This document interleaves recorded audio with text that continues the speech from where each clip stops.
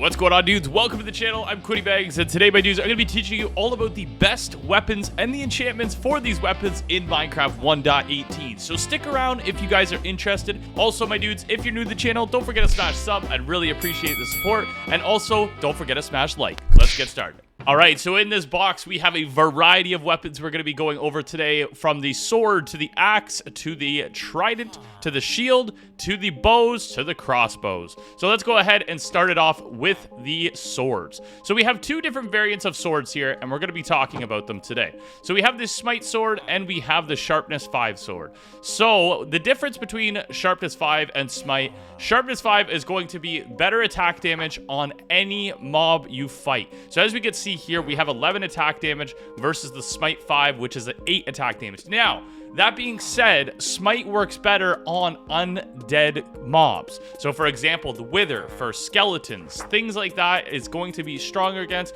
So the difference between these two swords, we have unbreaking 3 on this one, mending, sharpness 5, looting 3, sweeping edge 3, and fire aspect 2. And then on this one, the only difference is smite versus the sharpness. Now, what do I recommend? I recommend getting the sharpness and then keeping a smite 5 sword as a wither killing sword, because honestly, it does great damage to the wither. Now, some of these other enchantments on here, unbreaking 3, we all know that what that does, it actually makes it so the sword won't break as quickly. Mending makes it so it heals itself over time using XP, so you kill a zombie and you will get XP back. And then we got sharpness 5, which of course that increases the attack damage. And then we got looting 3. Looting 3 is great. Looting 3 actually increases your chance for mobs to drop more loot. For say gunpowder, it'll drop up to 1 to 3 gunpowder instead of just 1. So that's like a good example on a creeper. So you kill a creeper, it'll drop more gunpowder in a 1 in 3 chance. Looting 3 works great for getting wither skeleton skulls as well. Sweeping edge 3. Sweeping edge 3 does actually more sweeping damage, which is really great for when you're attacking various mobs. And of course, there are different levels to looting 3, unbreaking 3, sweeping edge 3. There's all different levels, and number 3 is the highest. Fire aspect 2 is really good as well. It actually sets your opponent on fire. Now, depending on what the opponent is, like skeletons, zombies, creepers, things like that. And if you want, you can actually use fire aspect 2 to cook food on the go. If you kill a cow, it'll actually cook it and turn it from raw beef to steak, which is amazing. So basically, these swords are pretty much identical, besides one having smite and one having sharpness 5, so that's up to you on what you'd rather use. Now, we have two other swords to look at here, and these are actually the best fully enchanted swords in the game. Now, of course, we got the sharpness 5 versus the smite 5 again, but these ones actually have knockback. And let me show you what knockback does. Some people really like knockback, and some people don't, and that's why I made this separate, because we're going to see the differences.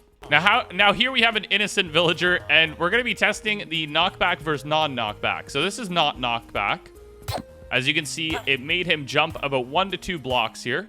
Now, if we put another villager down and use knockback, you can see a big difference there. He launched like 5 blocks, and as you can see, the fire aspect 2 there is working great. So that's the difference between knockback and not having knockback. Of course, knockback's going to be a little bit better for facing things like creepers to keep them away from you. But certain things like guardians, skeletons, things like that can hit you from a distance, it's not so good to have knockback. So that's a decision you have to make on your own.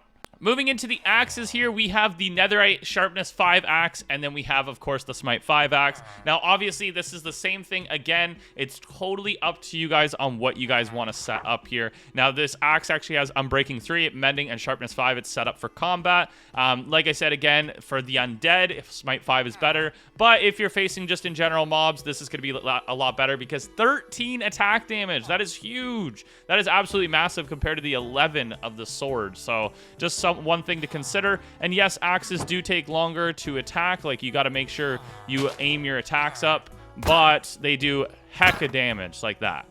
All right, now moving on, we have the two different types of tridents. We're going to grab these tridents and we're going to go test them out in the field here. All right, so there's two different tridents, and the two differences are actually channeling versus riptide, and we're going to be testing these out. But in general, both of them have unbreaking, mending, and they actually have impaling 5. Now, the channeling one has loyalty 3, and this one here doesn't. Now, loyalty 3 is actually going to, when you throw this, it's going to come back to you. So as you can see, it came back. And yes, we're in creative mode, but it still will come back in survival mode. Now, the Riptide one, as you can see, I can't throw it. So the Riptide one is actually for launching yourself up in the air when you're in water, which is really, really cool because this works great if you're underwater. So if you go underwater We go down here. If we break this, go a little lower, you can actually launch yourself underwater, which is really, really cool, as we can see here. And you can launch yourself out of the water. It's really neat. I don't use it too often, but it's really, really cool. Now, if it's raining, you can actually use Riptide through the rain, which is really, really cool. I don't really like using it too much, but it works good when you're actually using an Elytra with it. It is really cool, but I don't really use it. All right, now we're going to get into my favorite Trident, which is Channeling. Channeling is really, really cool with Loyalty 3. So as you can see, we have a Thunderstorm brewing here. Oh, baby. So you can actually cause lightning to strike using Channeling by throwing your Trident at a mob. Watch this. Bam! Did you see that? How cool is that? It's also the one way to get charged creepers, to get mob heads. But how insane is that? Damn dudes, he is dead. Now we're going to talk about Impaling, because both of these have Impaling, so the only difference between them is Riptide versus the Loyalty 3 with the Channeling. So Impaling. Now Impaling is different on both versions of Minecraft, which is really, really weird. Now on Bedrock Edition, it's weird. They have extra damage to mob in water.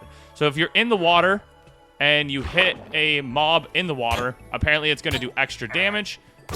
And yeah, it does extra damage while they're in the water. Now for Java Edition, it's kind of different. We actually have to use Impaling on aquatic mobs. So as we can see here, this is a aquatic mob, and apparently it deals more damage to these guys, and that was actually quite a bit of damage in Java Edition. But in Bedrock Edition, it does more damage to mobs that are in the water. So I kind of like Java Edition's better. It makes a little bit more sense, but really cool. All right, we've got two bows here to test out. Now, the bows are pretty simple. The difference between the bows are Infinity and Mending. So one, Mending, obviously it fixes itself over time, and then the other, Infinity, you can shoot unlimited arrows. For example here, we can go ahead and grab an arrow out here, go on survival mode, we shoot one arrow, and as you can see here, we have unlimited arrows, which is really, really cool, and it's convenient, and you'll never run out of arrows. Now, the Mending one over here will run out of arrows, so as we can see, we'll shoot this one, and the arrow is gone. Now, some of the actual enchantments we want to talk about here is on Breaking 3. We all know what that does. It doesn't break the bow as fast. Power 5 is going to give you the most damage possible from your arrows. Punch 2 is actually going to set the distance. It's kind of like it's basically the same as the Knockback 2, but on a bow. So if we want to test that out here, boom, that's the knockback right there. It'll launch them pretty far versus your regular bow that won't launch them as far. Then we got Flame, of course. You've seen he lights on fire, and we can see flames coming from there. And then for the last one is our Mending and versus the Infinity. Next up on the list here is our crossbows. We got Multi-Shot versus the Piercing crossbow. Both these crossbows have Unbreaking 3, Mending, and Quick Charge. But then on the Piercing one, we have Piercing versus the Multi-Shot. So let's test out the difference between Multi-Shot and Piercing. So with Multi-Shot, it's pretty simple. We go ahead and draw it back, and boom, it shoots 3 arrows. 1, 2, and 3.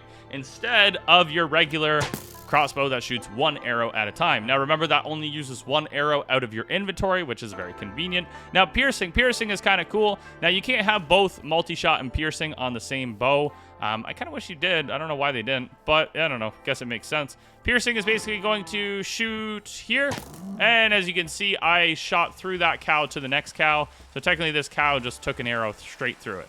Oh my god, we got another Thunderstorm. All right, my dudes, and that's the difference between Multi-Shot and Piercing. I personally would go with Multi-Shot. Multi-Shot's kind of cool. Piercing, I guess you can get an advancement with it, so that's one thing as well. And then for the last item here, dudes, we have the shield. The shield, the almighty shield. Now, if you guys didn't know, you can actually go ahead and enchant your shield. You actually have to use it by using books instead of actually getting your, using your enchantment table. So you have to use books. You can get Unbreaking 3 and Mending. So those are the 2 different enchantments you can throw on your shields. Now, in going over all these weapons, my dudes, yes, you can use your enchantment table, or you can use your villager by using different books and swapping out your lectern every single time, and he will give you different trades. All right, my dudes, that was a quick guide on all the different weapons with the different enchantments in Minecraft Java Edition. If you think I missed something, drop it down in the comment section, and maybe we'll go over it in another video. If you guys enjoyed the video, smash like. I really appreciate your support. Also, if you're new to the channel, don't forget to smash sub, and drop a comment down below. How did you enjoy this video? What do you want to see more from me? Do you have any farm tutorials or anything you guys want me to go over in the future? Thank you for watching, my dudes, and peace out.